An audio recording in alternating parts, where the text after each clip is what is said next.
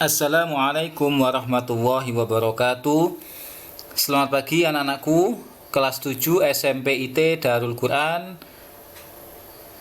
Semangat pagi, selamat bertemu kembali dengan Pak Mutakin pada mata pelajaran Pendidikan Agama Islam dan Budi Pekerti. Pada kesempatan kali ini kita akan memasuki bab yang ke-9 tentang memupuk rasa persatuan pada hari yang kita tunggu.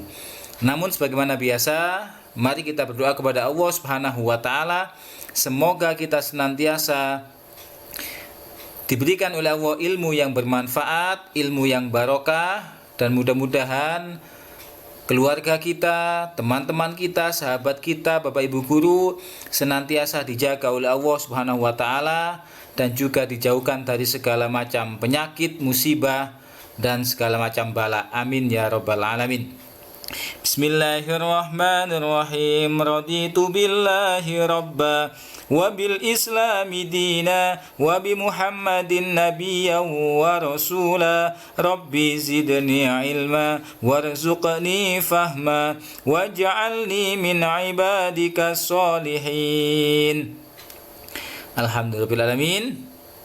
Nah, anak-anakku, sebelum kita masuk pada materi, Pak Mutakin senantiasa selalu mengingatkan kepada kalian untuk mematuhi protokol kesehatan dengan melaksanakan 5M. Yang pertama yakni selalu memakai masker, yang kedua mencuci tangan dengan sabun, yang ketiga menjaga jarak, yang keempat menghindari kerumunan, dan yang kelima mengurangi mobilitas di dalam rangka memutus penyebaran virus COVID-19. Nah, anak-anak, langsung kita masuk pada materi. Hari Jumat disebut juga dengan Sayyidul Ayyam, yang artinya tuannya hari atau junjungannya hari. Hari Jumat mempunyai keistimewaan dibandingkan hari lain bagi kita agama Islam. Kenapa? Kata Jumat diambil dari kata jamaah, yang artinya berkumpul, yaitu berkumpulnya umat muslim untuk melaksanakan kebaikan berupa sholat Jumat. Jadi kalian yang laki-laki diwajibkan untuk selalu mengikuti sholat Jumat, baik ketika di sekolah bersama Bapak Ibu guru atau didampingi Bapak Ibu guru, maupun kalian ketika di rumah ya. Jadi tetap melaksanakan sholat Jumat. Salah satu bukti keistimewaan hari Jumat adalah disyariatkannya sholat Jumat. Apa itu sholat Jumat? Yaitu sholat zuhur berjamaah pada hari Jumat. Bahkan mandinya hari Jumat pun mengandung unsur pahala karena hukumnya adalah sunnah. Jadi sebelum berangkat ke masjid untuk melaksanakan sholat Jumat, maka sunnahnya adalah kalian mandi terlebih dahulu, kemudian memakai wangi-wangian, memakai baju putih dan sebagainya. Imam Syafi'i menjelaskan sunnahnya mandi pada hari Jumat, meskipun sholat Jumat dilaksanakan pada waktu sholat duhur, namun mandi Jumat boleh dilakukan semenjak dini hari setelah terbit fajar. Salah satu hadis menerangkan bahwa siapa yang mandi pada hari Jumat dan mendengarkan khutbah Jumat, maka Allah Subhanahu wa taala akan mengampuni dosa di antara 2 Jumat. Berarti dosa kita selama 1 minggu diampuni oleh Allah Subhanahu wa taala, dari Jumat sekarang sampai Jumat yang akan datang. Oleh karena itu, ketika pelaksanaan sholat Jumat, jangan lupa untuk mandi, kemudian mendengarkan khutbah dengan seksama. Jangan mainan, jangan berbicara, jangan mainan HP, dan jangan tidur. Bagaimana biar caranya tidak tidur? Ya jangan sholat Jumat didekati yang masjid. Nek senden ya jelas turu. Ya, makanya cari tempat yang tidak senden ya. Oleh karena itu, sebaiknya kita selalu menyertakan niat setiap mandi di pagi hari Jumat.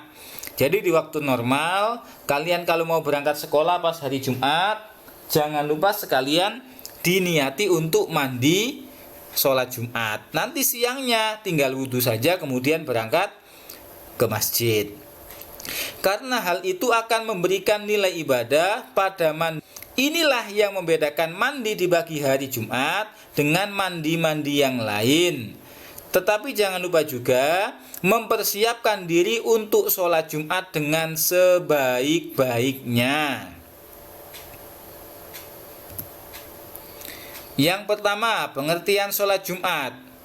Sholat Jumat itu apa? Sholat Jumat adalah sholat 2 rakaat dengan berjamaah yang dilaksanakan sesudah khutbah Jumat pada waktu zuhur di hari Jumat. Jadi ada beberapa kriteria, yaitu sholat 2 rakaat dilakukan berjamaah, dilaksanakan sesudah khutbah Jumat pada waktu zuhur di hari Jumat. Hukumnya adalah wajib bagi laki-laki atau yang disebut fardu ain. Fardu ain artinya wajib bagi setiap laki-laki yang memenuhi syarat. Adapun dalilnya tentang kewajiban sholat Jumat adalah di surat Al-Jumu'ah, surat yang ke-62 ayat yang ke-9. A'udzu billahi minasyaitonir rajim. Bismillahirrahmanirrahim. Ya ayyuhallazina amanu idza nudiya lis-salati min yaumil jum'ati fas'au ila dzikrillahi wa dzarul bai'. Dzalikum khairul lakum in kuntum ta'lamun. Yang artinya, wahai orang-orang yang beriman, apabila diseru untuk menunaikan sholat di hari Jumat, maka bersegeralah kamu mengingat kepada Allah Subhanahu wa taala dan tinggalkanlah jual beli. Al-Qur'an surat Al-Jumu'ah surat yang ke-62 ayat yang ke-9. Sholat Jumat pada prinsipnya sama dengan sholat wajib yang dilaksanakan secara berjamaah. Sholat Jumat adalah sholat wajib atau fardu ain yang dilaksanakan oleh setiap muslim laki-laki dalam setiap minggunya pada hari Jumat. Sholat Jumat dilaksanakan secara berjamaah dan tidak boleh dilakukan sendiri-sendiri. Ya, jadi sholat Jumat itu dilaksanakan secara berjamaah. Berapa? Menurut Imam Syafi'i, pada qaul yang qadim, pendapat yang dahulu itu adalah 12 orang. Menurut qaul yang jadid, pendapat yang baru itu adalah minimal 40 orang. 12 orang itu dari mana dasarnya? Nah, dari sini tadi. Wahai orang-orang yang beriman, ketika disuruhkan sholat Jumat, maka tinggalkanlah jual beli. Lah, ini pada zaman dahulu sahabat itu banyak yang profesinya adalah sebagai pedagang. Ketika datang sholat Jumat, datang barang dari daerah Mesir kalau nggak salah, atau dari Yaman. Ya, begitu barangnya datang, mereka kalau mau sholat Jumat, ya kelamaan, takut ketinggalan barangnya nanti. Waduh, gak uman aku tak tinggal sholat Jumat, nanti saya tidak kebagian. Akhirnya apa? Banyak yang menuju tempat tadi untuk mengambil barang dagangan sehingga sisa 12 orang. Lah ini yang dibuat dasar oleh Imam Syafi'i pada qaul qadim atau pendapat yang dahulu. Ya, kalau 40, nah itu pendapat yang sekarang. Tapi kalau sekarang insya Allah 40 adalah, terutama di daerah tempat kita tinggal. Agar sholat Jumat dapat dilaksanakan sesuai dengan aturan-aturan yang berlaku, maka kita harus mengetahui ketentuannya. Apa saja? Yang pertama adalah syarat wajib sholat Jumat. Jadi ada beberapa kriteria sebelum kita melaksanakan sholat Jumat. Apa itu? Yang pertama adalah Islam. Jadi yang wajib melaksanakan sholat Jumat adalah orang yang beragama Islam. Yang kedua, baligh atau dewasa. Berarti mengetahui mana yang baik, mana yang buruk. Ya, anak-anak tidak diwajibkan. Loh, kalau anak-anak tidak diwajibkan, Bagaimana hukumnya anak-anak yang sholat Jumat? Boleh, itu adalah sebagai pembelajaran, ya. Makanya anak-anak ketika sholat Jumat itu harus didampingi oleh orang tuanya. Kenapa? Biar tidak membuat keramaian di masjid ketika khotib sedang khutbah atau khutbah sedang berlangsung. Yang ketiga, berakal sehat, ya. Orang gila tidak wajib sholat Jumat. Yang keempat, laki-laki. Perempuan tidak diwajibkan sholat Jumat, tetapi perempuan wajib sholat duhur di rumah. Yang kelima, sehat.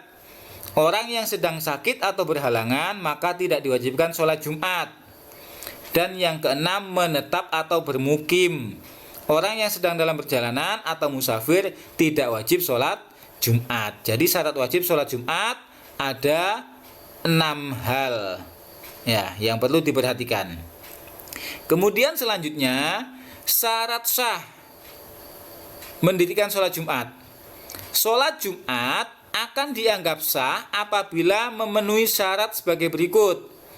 Yang pertama, dilaksanakan di tempat yang telah ditentukan atau dijadikan tempat bermukim oleh penduduknya, baik di perkotaan maupun di pedesaan. Oleh karena itu, tidak sah mendirikan sholat Jumat di ladang-ladang yang penduduknya hanya singgah di sana untuk sementara waktu saja. Maksudnya bagaimana? Jadi sholat Jumat itu dilaksanakan di masjid yang biasanya dijadikan sholat Jumat oleh warga sekitar atau penduduknya. Nah, makanya ada yang pendapat mengatakan sholat Jumat di masjid sekolah itu hukumnya tidak sah. Kenapa? Karena di sekolah itu setiap harinya tidak dilaksanakan sholat fardu 5 waktu dan tidak ada yang mukim di sana. Ya, kalau sekolahnya libur maka tidak ada kegiatan sholat di sana, kecuali masjid yang dibuat sholat tadi yang di sekolahan itu tidak hanya dibuat sholat oleh siswa atau warga sekolah, tapi juga dibuat sholat oleh warga sekitar. Jadi boleh dilaksanakan sholat Jumat. Kemudian kalian sedang melaksanakan wisata atau sedang perjalanan jauh, satu bis 40 orang mengadakan rombongan ke Bali. Ternyata di Bali kalian tidak menemukan masjid. Ya, akhirnya sholat Jumat sendiri di dalam bis atau di tempat lapangan. Nah, itu berarti apa? Tidak sah. Kenapa? Karena kita sebagai musafir, ya lebih baik kita melaksanakan sholat zuhur. Yang kedua, dilaksanakan secara berjamaah. Tidak sah hukumnya bila sholat Jumat dilaksanakan sendiri-sendiri. Ya, selama ini kita tidak pernah melihat ada orang sholat Jumat sendiri. Yo diadani, yo terus Bilal, yo terus khotib, tidak ada, ya. Sebagian ulama mengatakan minimal 40 orang. Dan ada yang mengatakan 2 orang. Kalau 2 orang tidak mungkin, ya. Jadi 40 atau 12 tadi. Yang ketiga, dilaksanakan pada waktu zuhur. Hal ini sesuai dengan hadis Nabi An Anas ibni Malik radhiyallahu annahu, ya, sesungguhnya Anas qol anin Nabi sallallahu alaihi wasallam kana yusallil jum'ah hina tamilu syams, rawahul Bukhari. Yang artinya dari Anas bin Malik berkata, sesungguhnya, ini berarti enggak ada an ini. Annan nabiyya sallallahu alaihi wasallam kana yusolli, ya. Jadi enggak ada ani dari, enggak ada. Sesungguhnya Rasulullah melaksanakan sholat Jumat ketika matahari telah tergelincir. Ya, jadi matahari sudah tergelincir ke arah barat. Yang keempat, sholat Jumat dilaksanakan dengan didahului 2 khutbah. Jadi bedanya sholat Jumat dengan sholat hari raya. Kalau sholat Jumat khutbah dulu 2 kali khutbah, kemudian sholat. Kalau sholat hari raya, sholat dulu baru kemudian khutbah. Nah, alhamdulillah anak-anak, Demikian materi kita pada pagi hari ini. Semoga menjadi ilmu yang bermanfaat. Apabila ada hal-hal yang perlu ditanyakan, silakan ditanyakan. Mari kita akhiri dengan doa sesudah belajar. Semoga ilmu yang kita terima menjadi ilmu yang bermanfaat. Amin ya rabbal alamin. Allahumma inni astaudi'uka ma'allamtanihi fardudhu ilayya inda hajati wala tansanihi ya rabbal alamin. Dari saya Pak Mutakin mengucapkan terima kasih. Wallahul muwaffiq ila aqwamit thoriq. Subhanakallahumma wa bihamdika asyhadu an la ilaha illa anta astaghfiruka wa atubu ilaik. Wassalamualaikum warahmatullahi wabarakatuh.